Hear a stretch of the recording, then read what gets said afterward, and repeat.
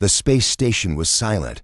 It floated in the endless black ocean of space, like a forgotten ghost, its metal skin scratched and scarred from years of loneliness. No voices echoed in its empty halls, no footsteps rattled across its steel floors. Only the soft hum of life support systems and the distant groan of metal expanding and contracting in the cold kept the silence alive. Inside one of its long, dim corridors, an alien woman sat alone. Her skin shimmered a deep emerald green, smooth and flawless under the flickering ceiling lights. Her silver-white hair spilled over her shoulders like a river of light, catching every faint glimmer in the room.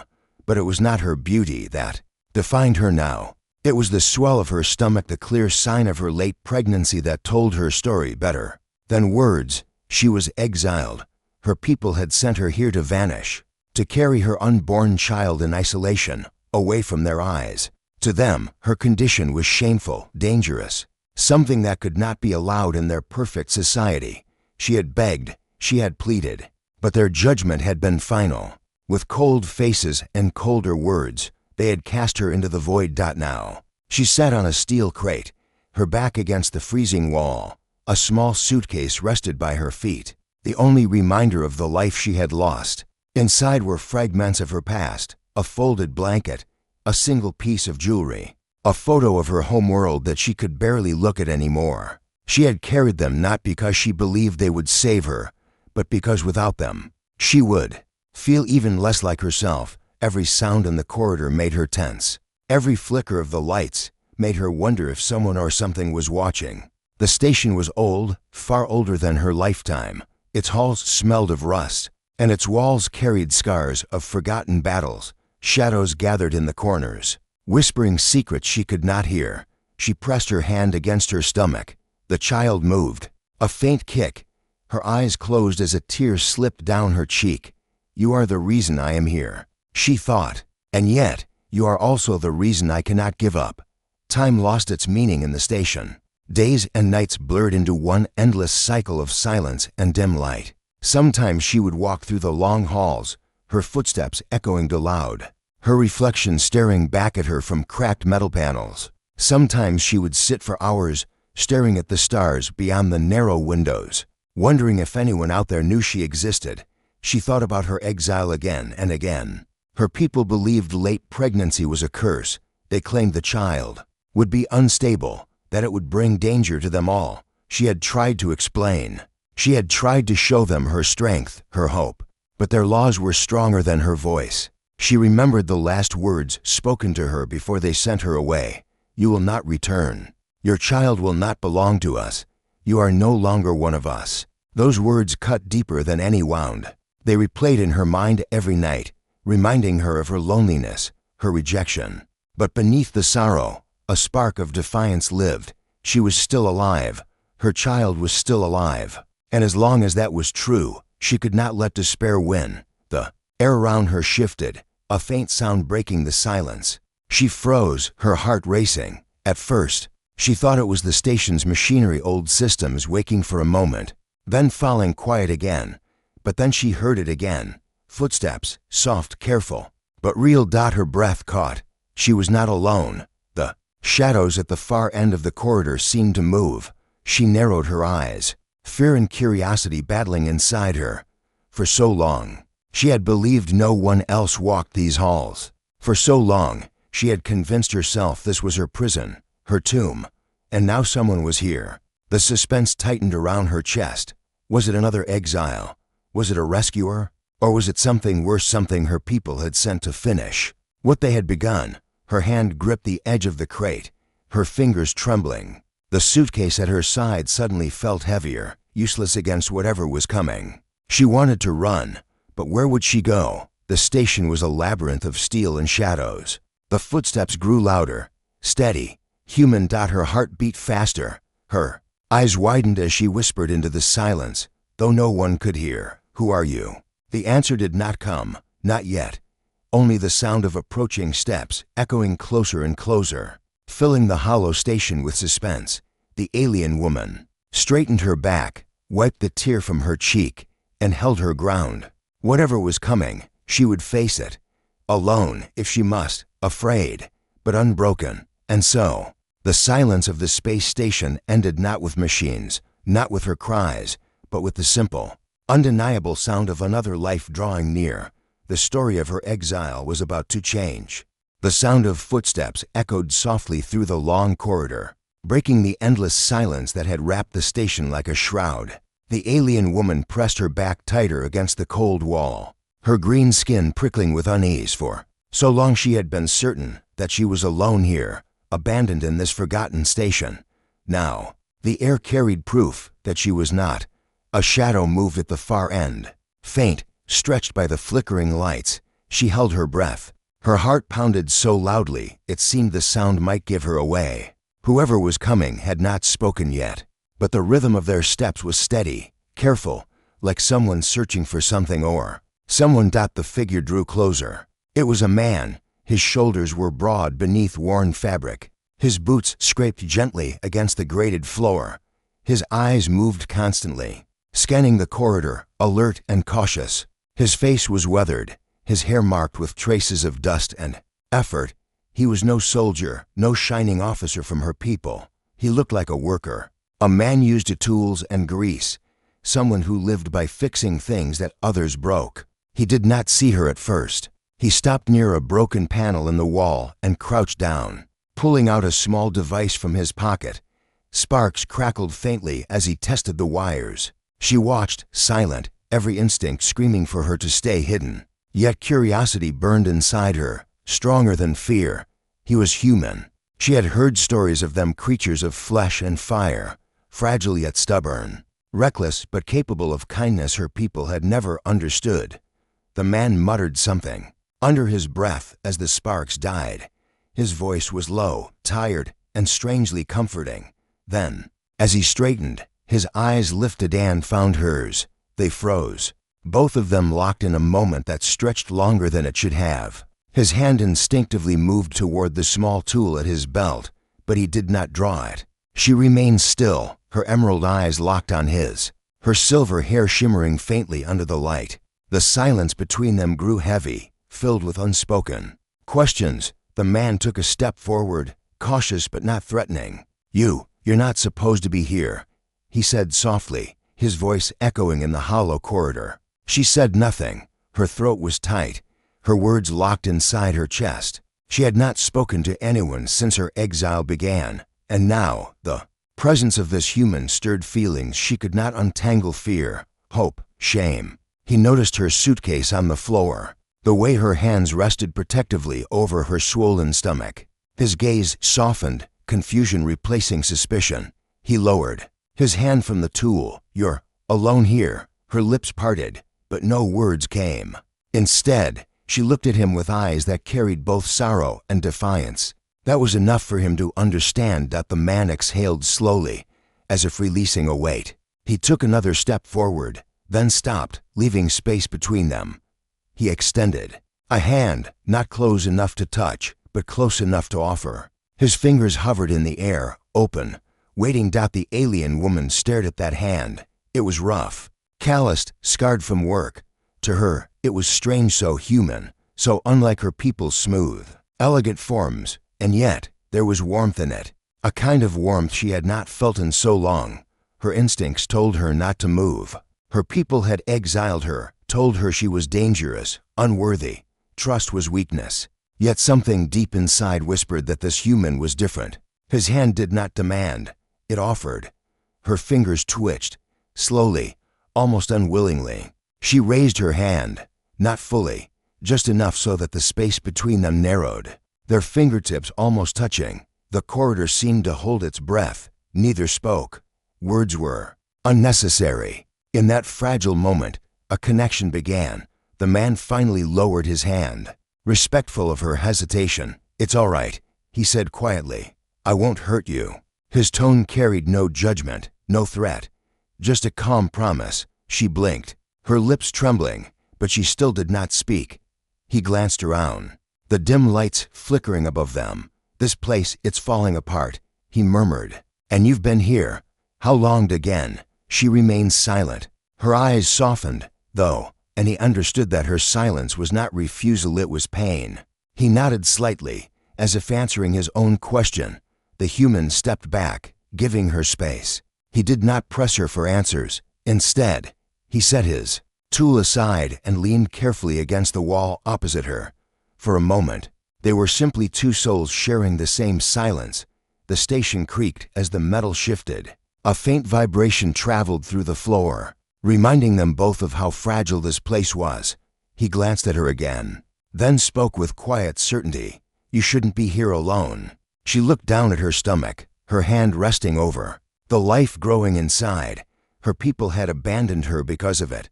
But this human, in one glance, had seen what they refused to see, not danger, but a mother, vulnerable and strong. Her eyes lifted to meet his again. In them, he saw fear. In him, she saw something else, compassion. And though neither said the words aloud, both knew this meeting had changed everything. For the first time since her exile, she was not completely alone. The man did not move for a long time. He leaned against the wall, his breathing steady but cautious, as if one wrong motion might shatter the fragile moment between them. The alien woman kept her eyes on him, her back pressed against the crate, her silver hair falling across her face like a veil. She had lived in silence for so long that the presence of another being felt unreal, almost like a dream. Finally, he spoke again. "My name is Daniel." His voice was low, careful, as though the wrong tone might drive her away. He waited, but she gave no reply. He tried once more. "I work here, maintenance. This station wasn't supposed to have anyone else on it. Not for months. When I saw signs, food scraps, moved tools, I thought I was losing my mind. But it was you." His words floated in the still air. She tilted her head slightly, not out of trust, but curiosity. His language was rougher, simpler than hers, but she could understand. His tone carried no threat. Daniel took a slow step forward. The light caught his face more clearly now. It was worn from long hours of labor, but his eyes were steady, human. Eyes filled with questions he did not dare ask out loud. "Are you hurt?" he asked, pointing gently toward her stomach. Her hand instinctively tightened against her belly. Fear flickered in her emerald eyes, but she shook her head once, a small, guarded movement. Relief touched his expression. "You've been here alone," he whispered, almost to himself. He glanced around at the cracked walls, the old wires sticking out of panels. The station was no place for anyone, let alone someone like her. For the first time, she parted her lips. Her voice was soft, almost broken from disuse. "Why speak to me?" Daniel froze.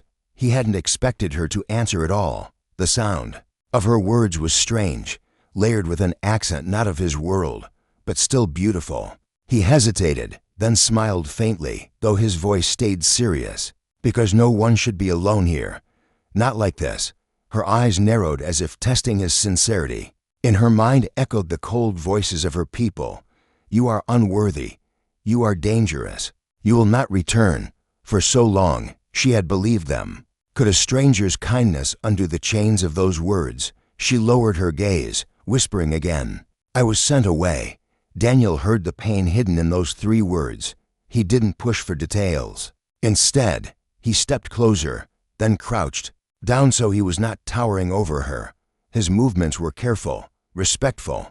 "I don't know why, but if they left you here, then that's their shame, not yours."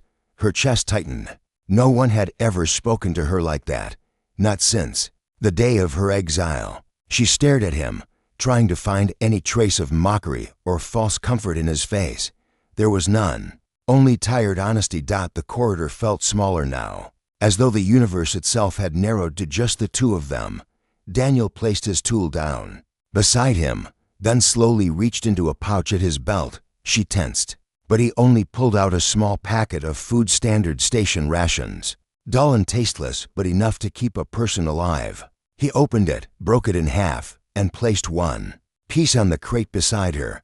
He kept the other for himself. "You'll need strength," he said. She looked at the food but didn't move to take it. Still, her eyes softened, the faintest crack in her wall of caution. Minutes passed in silence as the 2 of them sat there, breathing the same stale air. Finally, she reached for the packet, her fingers brushing the edge. Daniel watched, but didn't comment. He only nodded, as if to say you deserve this. Her stomach shifted again. The faint movement of the life inside. Daniel's eyes caught it. He didn't speak of it, but something changed in his expression. The hardness faded. What remained was something gentler, a quiet respect for the burden she carried. He leaned back against the wall, chewing his half of the ration. You don't have to tell me your story now, or ever, if you don't want to. But if you need help, I'll give it. Her throat tightened. She wanted to believe him. But trust was a dangerous gift. She had given it once, to her own people, and they had cast her into exile. But when she looked at this human, she saw no malice, no cruelty, only a weary man offering her something. She had almost forgotten existed choice. She whispered, almost too softly to hear, "Why?" Daniel's answer came without hesitation. He looked straight at her, his eyes unwavering. "Because I'm human, and humans don't turn their backs when someone needs them." His words lingered in the silence, heavy and true. The alien woman sat frozen, her mind pulling in every direction. Fear told her to stay distant. Pain told her to reject his offer. But deep inside, hope, small, fragile, almost broken, began to stir. The station creaked again, metal straining under the weight of time. Lights flickered, shadows danced along the walls. And in that haunted place, two strangers sat in fragile peace, their silence now shared, their fates quietly beginning to intertwine. For the first time since her exile began, the alien woman allowed herself to breathe a little easier. She was not ready to trust, not yet, but she was no longer completely alone. And Daniel, though he didn't know it yet, had just stepped into a story far larger than either of them could imagine. The hours passed like drifting shadows. The station remained cold and silent, yet something had shifted. For the alien woman, the silence no longer felt like an endless cage. It was still heavy, still filled with loneliness, but now there was a presence that softened its edges. Daniel had not left. He kept his distance, respectful, yet close enough that she no longer felt invisible. He worked on the broken panels, sparks dancing from his tools. Every so often, his eyes flicked toward her, as if checking to make sure she was still there. Still safe, she sat on the crate, her hands folded protectively across her stomach. Her gaze fixed on him. His movements were steady, practiced. There was no hesitation in the way he repaired the wires, no fear in the way he remained near her. It was strange. Her people would not even meet her eyes. They had turned away, called her cursed. And yet this human, this stranger, did not turn. Finally, she spoke. Her voice cracked as if unused for years. "You ask why I am here." Daniel set his tool down. Surprised, he didn't interrupt. He only nodded, his expression patient, as if to say, "I am listening." She drew in a slow breath. "My people do not allow life to come late. A child must be born within their measure of time. If not, it is forbidden." Her eyes darkened. "They say such a child will bring ruin.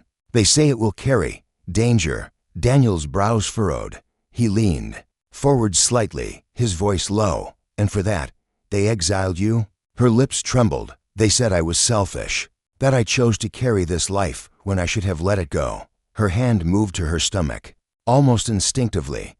"But I could not. I would not." The silence after her words was heavy, filled with the echoes of pain.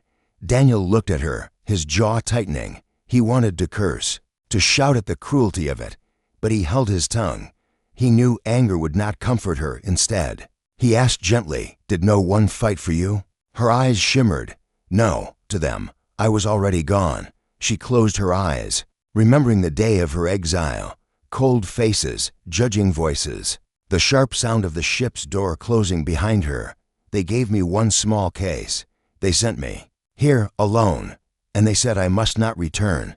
Daniel's chest ached at her words. He imagined what it would be like cast out by your own kind, abandoned at the moment you needed them most. He had known hardship, yes, he had known loss, but exile, that was cruelty beyond measure. "You've survived," he said softly, "all this time, with no one. That takes more strength than they will ever understand." Her eyes opened again, studying him. He was not like her people. He did not look away when she spoke of shame. He did not flinch at her condition. His words were plain, but they carried weight. She could almost believe them. Her voice grew quieter. Sometimes, I wish I had let go, that I had not fought to carry life so far. But then, when I feel the child move, I know I chose rightly, even if it costs me everything. Daniel's eyes dropped to her stomach. He saw the faint ripple beneath her dress, the undeniable proof of life. His throat tightened. That's not a curse, he said firmly. That's a miracle. The words struck her like a shock.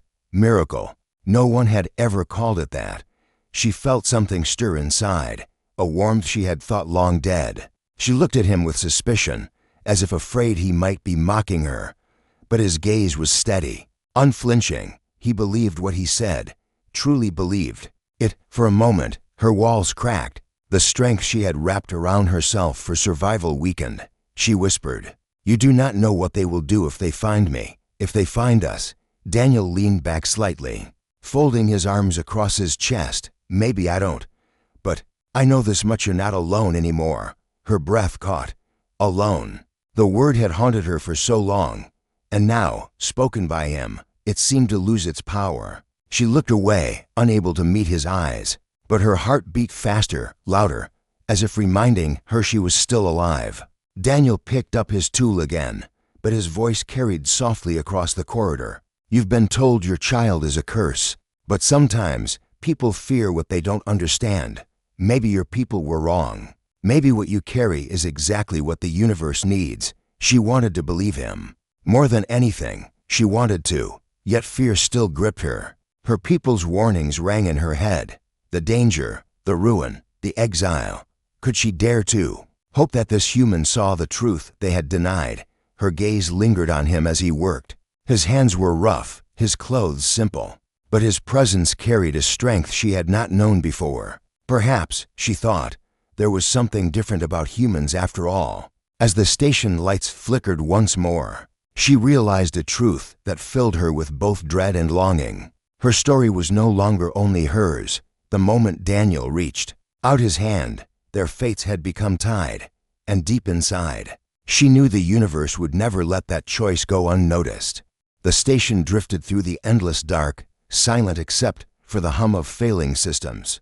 Days began to blur, one into the next, but for the alien woman, time no longer felt as crushing as before. Where once every hour was heavy with silence, now there was Daniel. He kept busy, moving through the corridors with his tools, checking panels, adjusting valves, coaxing life from the old machinery. She would watch him work, sometimes from a distance, sometimes only a few steps away. His hands were steady, his eyes sharp. When sparks flew or wires hissed, he never flinched. And when he caught her watching, he never looked away in shame or fear. Instead, he gave her a small nod, as if to remind her she was not invisible.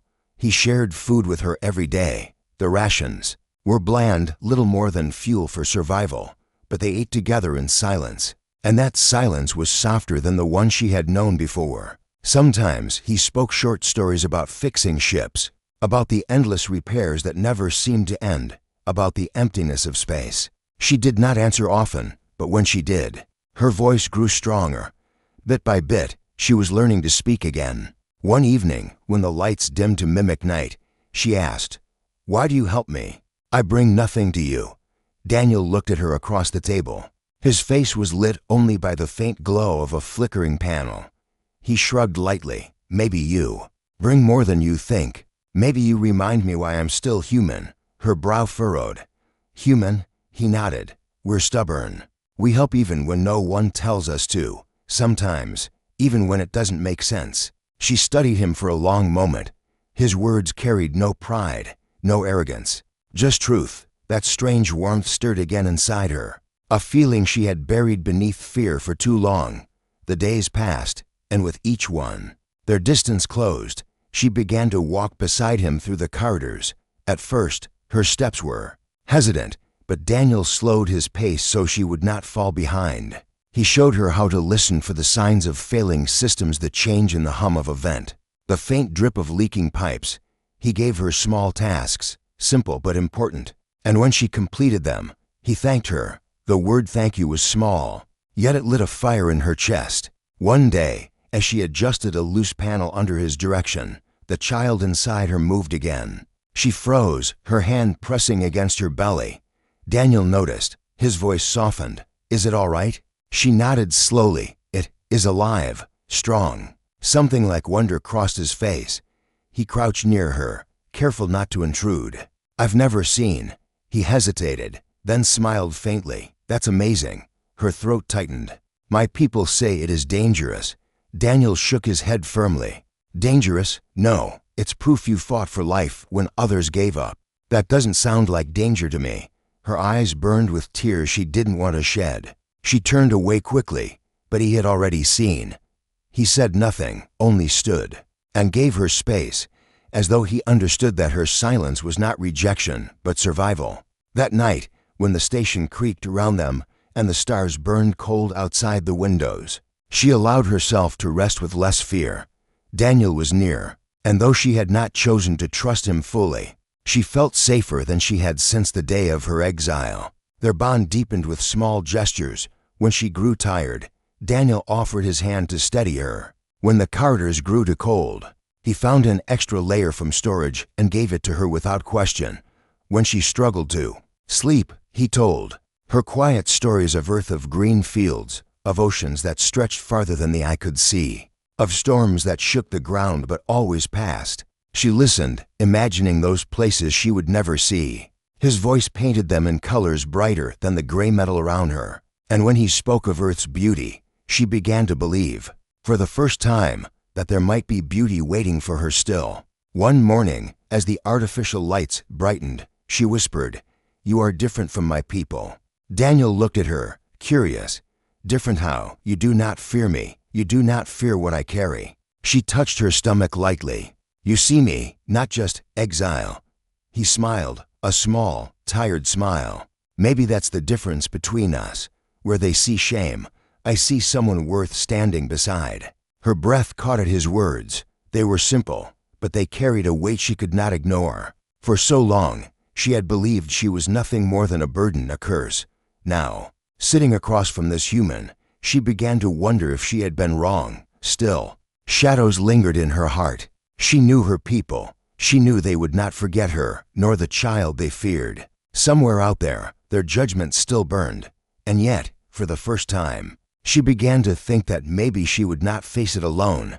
The station groaned, the sound echoing through the metal halls. But this time, the sound did not feel like a warning of death. It felt like the heartbeat of a place that now held two lives bound together by chance. And deep within, the alien woman felt the faint spark of something she had thought lost forever: hope. The quiet rhythm of their days was broken the moment the station's calm system crackled to life. At first, it was only static, a sound neither of them had heard in weeks. Daniel froze mid-step, a wrench in his hand, while the alien woman stiffened on the crate where she rested. Then the static shifted, forming sharp voices speaking in a language she knew too well. Her breath caught. The words were cold, commanding, and though Daniel could not understand them, he saw the terror flash across her emerald eyes. "They have found me," she whispered, her voice trembling. Daniel set the wrench aside and moved closer. "Who my people?" She pressed a hand to her stomach, as if shielding the child from the voices that filled the corridor. "They come to take me, or to end this life." The calm hissed again, then fell silent, but the weight of those few words lingered like a storm ready to break. Daniel's jaw tightened. "How soon?" She shook her head. "Not long. If they sent a signal, then their ship is near." The air in the station felt colder, the silence sharper. For days they had carved out fragile peace, but now the reality of her exile had returned to claim her. She looked down, shame and fear pulling at her, certain this was the end of the small hope she had found. Daniel, however, did not look defeated. He paced the corridor, his mind racing. Finally, he stopped and turned back to her. "Then we prepare." Her eyes widened. "Prepare. You cannot face them. They will not listen. They will see only exile, only curse." He knelt in front of her, his face set in quiet determination. "Maybe, but I'm not going to sit here and watch them take you. If they want you gone, they'll have to go through me first." Her heart pounded. No one had ever spoken like that for her. Not her people, not anyone. A human, A stranger was willing to stand against an entire ship for her sake. It felt impossible, foolish, and yet it filled her chest with warmth so fierce. She could not breathe. "Why?" she whispered, her voice breaking. Daniel's eyes softened, though his resolve did not falter. "Because it's right, and because I'd rather die trying than let them tell you your life, or your child's, has no value." The words hit her harder than any weapon. She lowered her gaze, tears burning her eyes. For so long, she had been told she was worthless, unworthy of belonging. And here was this man, this human, standing in defiance of everything her people believed. He rose to his feet and began moving quickly, gathering tools, checking panels. She followed him, fear still gnawing at her, but replaced now with urgency. "What can we do?" she asked. Daniel glanced back at her. "The station's systems are old, but not dead. We can block signals, reroute doors, maybe even use the external arms to slow them down. It won't stop them forever, but it might buy us time." She nodded, wiping her tears. For the first time, she wasn't thinking of herself as only an exile. She was thinking of survival, of protecting the life inside her. Together, they moved through the corridors. Daniel worked with practiced speed, his hands steady as he rewired panels. She assisted where she could, following his instructions, holding wires, flipping switches. Every spark, every flicker of power felt like a heartbeat racing against the clock. The station groaned again, louder this time. Outside the narrow windows, faint lights blinked in the distance and natural, moving against the stars. "Her people's ship. They're here," she whispered. Daniel looked up, saw the faint glimmer, and nodded. "Then it begins." Her stomach tightened, not just with fear, but with the movement of the child inside her. The life she carried was no longer a quiet burden. It was a reason to fight, a reason to endure. She pressed her hand over it and closed her eyes for a moment, gathering strength. When she opened them again, Daniel was watching her. He gave her a small, steady nod, a silent promise that he would not abandon her. The comm crackled once more. This time, the voice spoke clearly in a language Daniel could understand. "Release the exile. The station is not yours to hold. Do not interfere." Daniel stepped forward, his voice calm but firm. "She stays here, with me." There was silence on the other end, then laughter, cruel and sharp, echoing through the corridors. "You are human, fragile, weak. You cannot protect her. Stand aside, and perhaps we will let you live." Daniel's expression hardened. "Then you don't know humans." The line went dead. The alien woman's chest rose and fell rapidly. She had expected him to give in, to save himself. Instead, he had chosen defiance. For her child. She felt fear. Yes, but also something stronger, something unshakable. The lights above flickered as the station shifted. They could hear the distant clang of docking clamps locking onto the outer hull. Her people had arrived. She turned to Daniel, her voice trembling but filled with resolve. "If they take me, they will not stop. They will destroy us both." Daniel shook his head. "Then they won't take you." The corridor fell silent again. But this silence was different. It was no longer the silence of despair. It was the silence before a storm, the breath held by the universe as to unlikely souls prepared to stand together. And in that moment, as the alien woman placed her hand in Daniel's, fear gave way to something she had not known since her exile began: courage. The air inside the station grew heavier as the sound of boots echoed against the outer hull. The alien woman's breath quickened. She could feel them, her people, moving closer with every second. Daniel stood at her side, his jaw tight, his hands clenched into fists. He had no weapons, no armor, nothing but the resolve burning in his eyes.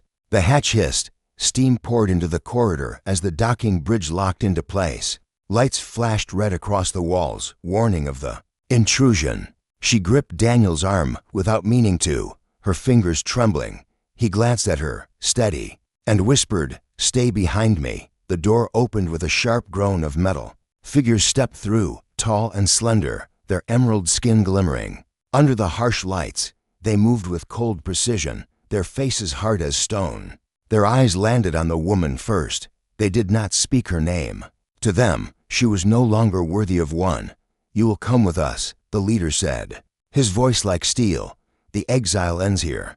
Daniel stepped forward, blocking their path. "She's not going anywhere." The aliens looked at him with disdain. "Human, do not interfere. This is not your concern."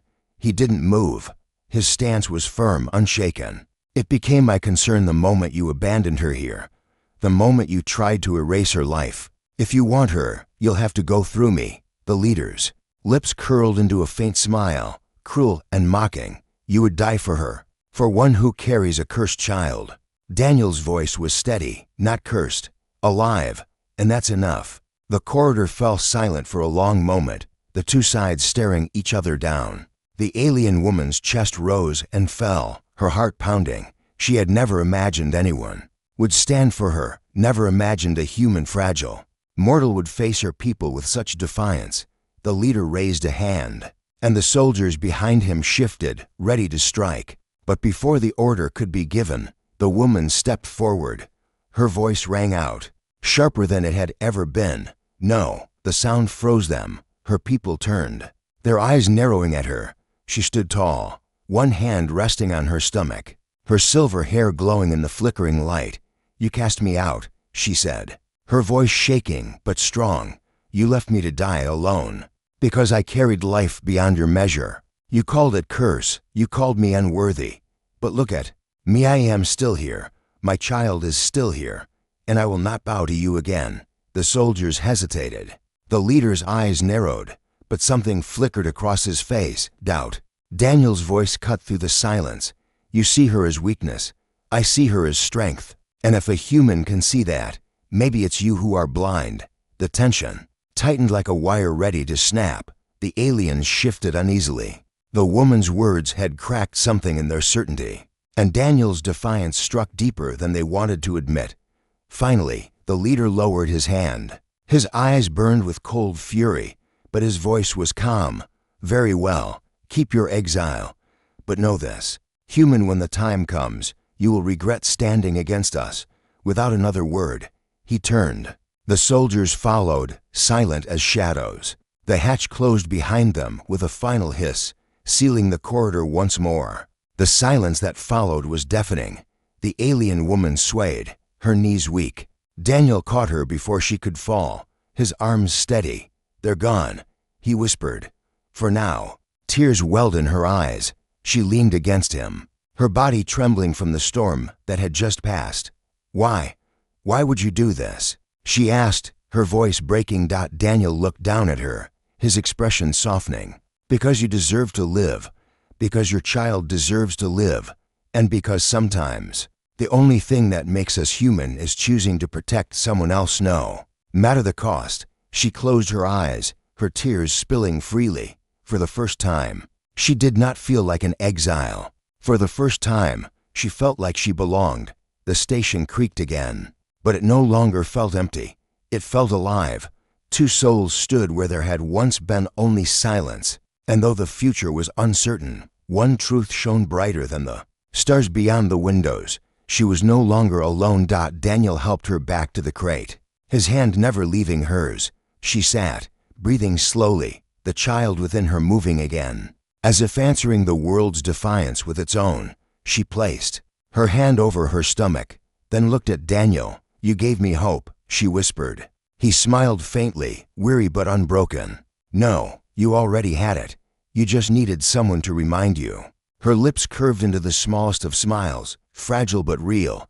And in that moment, surrounded by cold steel and endless night, hope burned brighter than fear. The universe had tried to erase her, but with one human's choice, her story was no longer silence. It was survival. It was courage. It was life.